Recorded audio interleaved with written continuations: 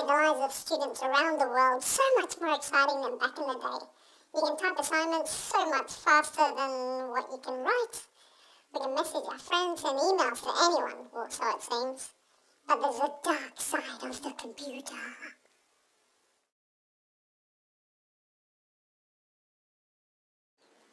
The digital world knows all and remembers forever. Just deleting the message you sent doesn't undo it.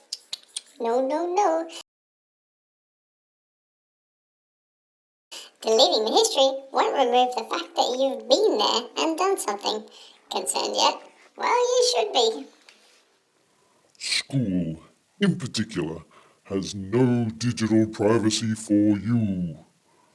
When you go to school, any school, regardless of public or private, they own everything. Everything. They own that assignment that you did, they own the document that you just made, they own everything. You need to understand that. And have access to everything, digitally, that you do. They can open any document you create, view your Google search history, even when you delete it.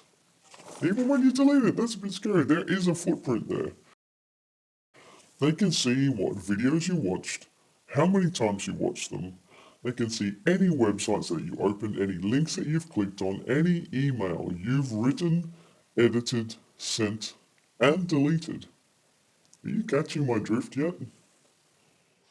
So, it's kinda like someone is filming and recording what you do online, which is a little bit creepy. You can delete what you see, but not what has been recorded on that video. All this Big Brother stuff does make you wonder, though, that if all this monitoring is possible, then how is it possible at all? How is it possible at all that your computer can chew up and delete your assignment, then send it into the nether regions where you have no idea where it's actually gone, and force you to start again from scratch? What the heck? Good question, and probably something to address at another time. So, hey, how you doing? So, with all this information in mind, sorry, I'll get back to what I'm supposed to be doing. With all this information in mind, I've put together, that's right, me, I'm a baby, but I've put this together, so this must be pretty simple, right? Pretty basic if a baby can do this. I've put together a few tips for how you can stay out of digital trouble while attending Clarkville School, and more likely any other school for that matter.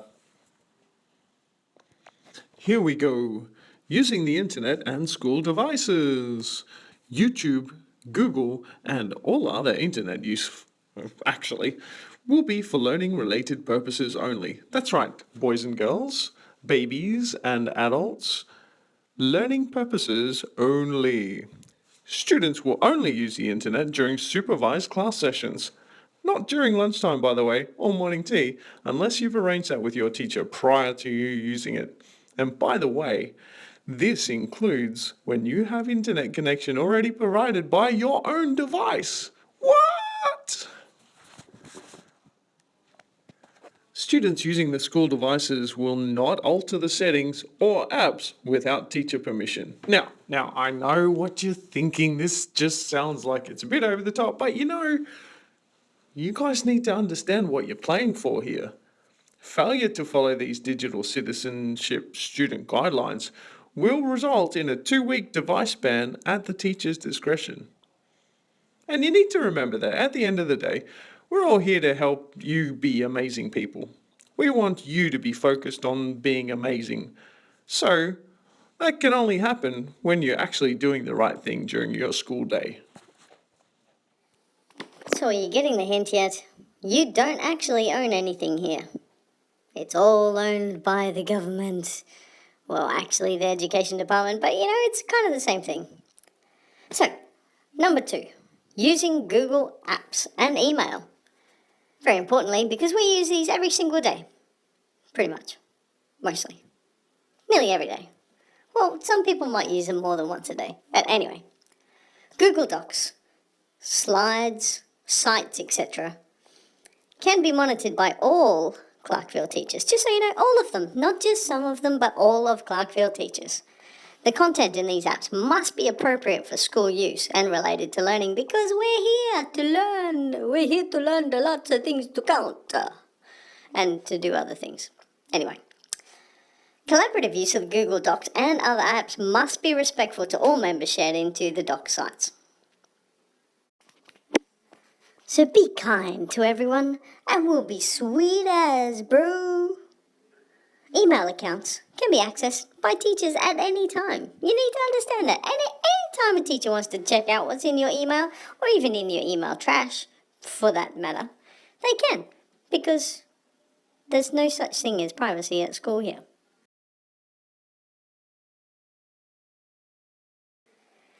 Definitely in the digital realm anyway. Emails must be respectful and related to school learning because that's why we're here, right? Permission from teachers is required if emails are to be sent outside. Outside, not just outside the classroom, but outside the school. Or to other students. That means for you. Yeah, you, I know you're listening here. That means for you, and everyone else here for that matter. You need to get a teacher's permission, even if you want to send an email home to your parents. Even if you want to send an email to your mate that's just right next to you. You need that permission, so make sure you're doing the right thing. Now repeat after me. Passwords must be kept private. Now everyone, passwords must be kept private. So you know what you're playing for all these things here. Failure to follow these guidelines will result in an email or device ban, of course at the teacher's discretion. So make sure you're doing the right thing. At Clarkville, we want you to have access to all the knowledge in the world.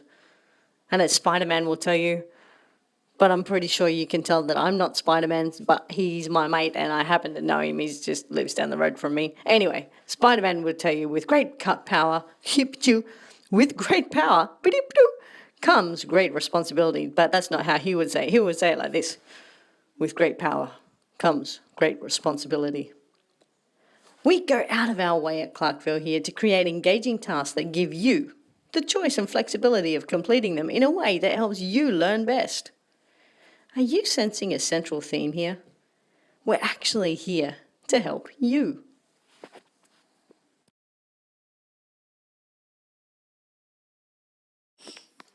We want you to become a responsible citizen, both in person and in the digital land. You know, there's a lot to that, and sometimes it's easier to put some boundaries around it so that you can be the best that you can actually be. So you can choose for yourself how to be more. You know, each day that you come to school, as soon as you walk through that gate, we, as a caring school that we are, essentially say to your parents, it's okay, we'll look after them, we'll keep them safe, we've got this from here. As a school, we kind of become like your temporary parents. Doesn't that make you feel warm and fuzzy? Or sometimes a little bit scared? That's okay. So, we deal with what happens within our school, and we let your parents know if an incident has come up or something along those sort of lines. So we keep in contact with them so you don't have to. You know, times have changed since I've been at school. Oh, goodness me, that makes me sound really old. No! Okay, I've got a grip of myself. Right. So, but these days, it's more and more common that students have a mobile phone. They're pretty handy. They're great to contact your parents and have your parents contact you. But with, as my old mate Spider-Man would say, with great power comes great responsibility. Remember we've been your temporary parents while you're at school? Well, that's where the communication has to happen. You communicate with us and we communicate with your parents, and it all works so lovely. So that's how it needs to run. Number 3 in our guidelines is about cell phones. Online safety is important for our students. That's you guys. So because of that, we can't allow the cell phone connection through the 3 and 4G because it's unsafe. It's unsafe. We don't want you to be unsafe when you're at school. So all student cell phones must be handed into the office at the start of the day using our sign-in sheet. The students may only contact their parents if they have that granted teacher permission. The method of contact will be negotiated and will most likely be one of the school's office phones. And you need to know that failure to do this in these guidelines can result into a 2-week device ban at the teacher's discretion, of course. Because, we're just about trying to make sure that you're safe here, and we want to make sure that you're safe so that we're having a great time and we're learning and having a safe time in the classroom. Anyhow, we just need to make sure that everything runs sweet. So I guess what I'm trying to say is,